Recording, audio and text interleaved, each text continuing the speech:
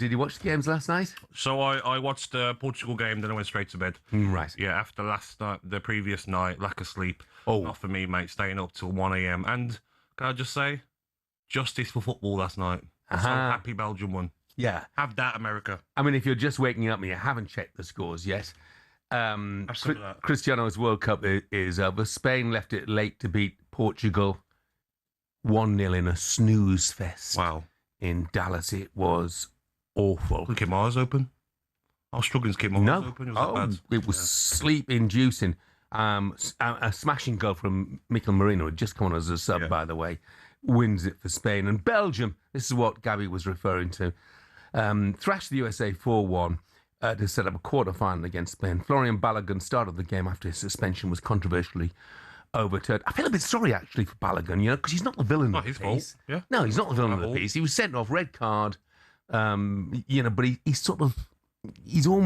people have almost emerged in those headlines that he is the villain. But the villains of the piece are obviously, Donald Trump, the Americans, Infantino, certainly not Balogun. All of it brought out the best in Belgium.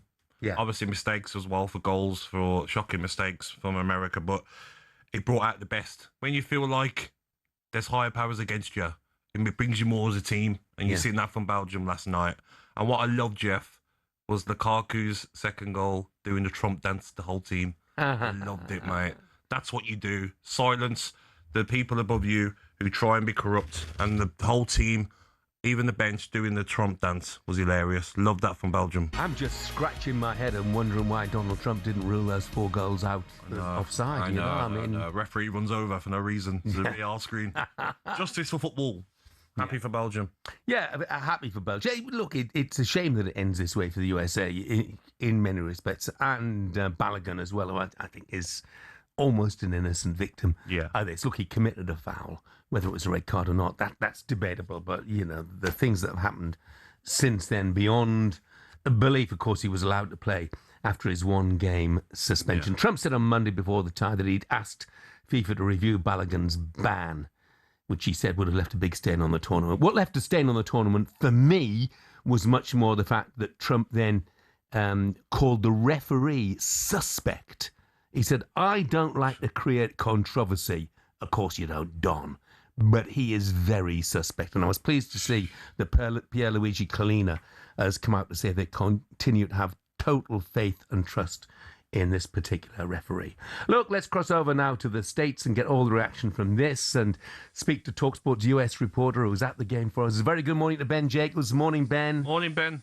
Good morning, guys. Good evening here from Seattle. You might be able to see the Space Needle behind me. It's one of the most famous attractions here in Seattle. Okay, well, the USA men's team wasn't an attraction, was it? That's for sure. Do you feel a bit of sympathy for Balogun? He's sort of, he's almost emerged as the unwitting villain of the piece. Yeah, Rudy Garcia told me that Balogun came over to him in the build-up to the game and also at full time, and Garcia appreciated that, and he said to Balogun, you're not to blame. And I don't think anyone thinks Balogun is the story here, because a footballer's a footballer. If they're told they can play, same for Mauricio Pochettino, they're going to play. The bigger issue is not between Belgium and Balogun, because now they're through, they're probably not going to take this up with FIFA. It's about Gianni Infantino, his unhealthy, in many eyes, relationship with Donald Trump.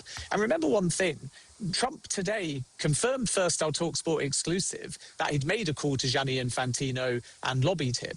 And then he went on to get into the ins and outs of the red card, despite saying he doesn't actually know that much about a red card. And this is not about whether it was or wasn't a red card. It's about after the red card is given, is there or isn't there protocol to allow it to be suspended or potentially appealed? And FIFA sources said no. And then 24 hours after the game, it went to a disciplinary panel. I still don't have an explanation, despite a 900-word statement from that panel, as to what grounds allowed them to hear it when there's other articles superseding that particular appeal, saying it's an automatic 1-game ban, period. So people are inferring what they want to infer. Obviously, FIFA say the panel is independent, but once again, this story will rumble on. Less between Belgium and Balogun and more between UEFA and FIFA and federations that are starting to call out Gianni Infantino for mixing politics and sport.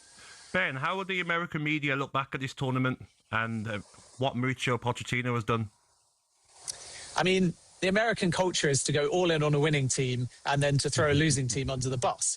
So when they were doing well after Bosnia, there was hype, there was flags, there was face paint, and some of the most prominent people in Seattle and in America were saying, we're going to win the whole thing. And that's ultimately the confidence, the bravado. As soon as they lost 4-1 to Belgium, the same people are saying they're an absolute disgrace. It was a really poor performance. They were outclassed, as they were in a friendly against Belgium in March, and they have to learn. And the challenge I have in analysing it is, yes, they won the group, and they were excellent against Paraguay, and Paraguay knocked out Germany. They beat Australia, no mugs, they beat Turkey, but then they lost, and there were defensive frailties on show to Turkey. They laboured a little bit against Bosnia. None of those 4 teams were that great. So had they beaten Belgium, we would be having this conversation and saying, wow, they finally got a European scalp and they're into a quarter-final against Spain and it's a free hit. But without getting that far, I think in retrospect, US soccer might be a little bit disappointed by this tournament. Yeah.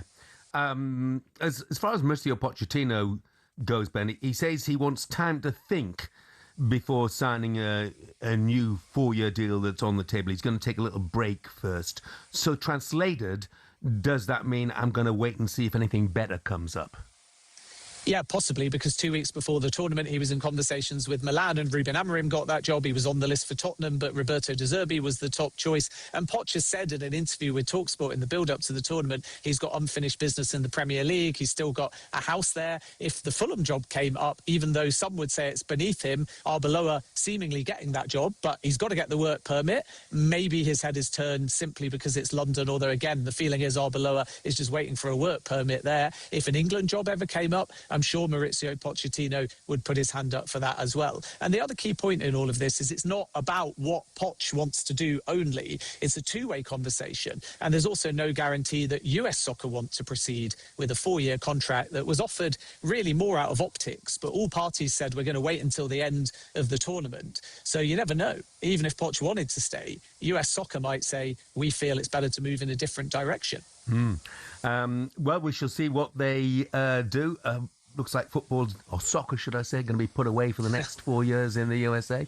Ben, thank you very much indeed. Thanks, guys. talkSPORT's US reporter Ben Jacobs there. For more reaction to that game, head to talksport.com for Ben's full write-up and player ratings. Just want to read a quick text out, which I could not disagree with more. It's from Gareth in Derbyshire. Sorry, Gareth. He says, hi, guys. The FIFA rule that players in receipt of a red card miss the next match is a bad rule, and Donald Trump deserves credit for highlighting stupid rules. In modern football, it's easy to get sent off. That is sufficient punishment. Can you imagine if Harry Kane was sent off in our next match?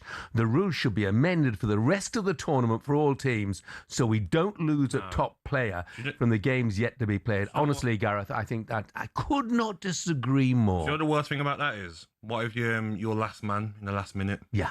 I'll just boot him and take him off. Red card, play next game. It's a license to kick people. Yeah. Well, what I could say is that there should be a proper appeal system, Gareth. That's a completely different matter. I could just picture Jeff.